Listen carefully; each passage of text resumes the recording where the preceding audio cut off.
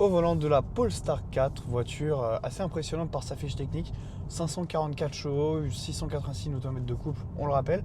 Et bah, ça se sent quand même au niveau de la conduite. On peut avoir une conduite très dynamique avec cette voiture. On a même un raccourci sur le volant pour le mode sport. Donc ça, c'est quand même sympa de pouvoir l'activer quand on veut. Et donc voilà, quand on est dans des courbes et des routes un petit peu sinueuses et qu'on a envie de rouler de manière assez dynamique, bah, c'est vraiment pas un problème. La voiture réagit super bien avec cette accélération franche et directe. Je rappelle qu'on a un 0 à 100 abattu en 3,8 secondes, donc ça permet de situer un petit peu les performances de cette voiture. Mais voilà, c'est pas juste une fiche technique, ça répond vraiment bien une fois qu'on est derrière le volant.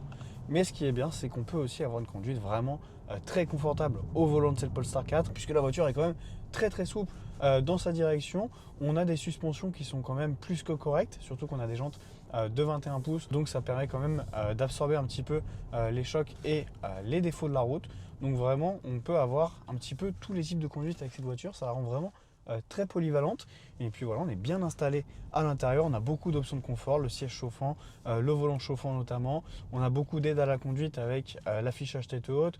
On a un mode one pedal qui va jusqu'à l'arrêt, ça c'est quand même un très bon point sur cette voiture. Et puis on peut aussi avoir une conduite semi-autonome en activant le maintien dans la voie et le régulateur de vitesse. Donc vraiment une Polestar 4 très polyvalente et très dynamique.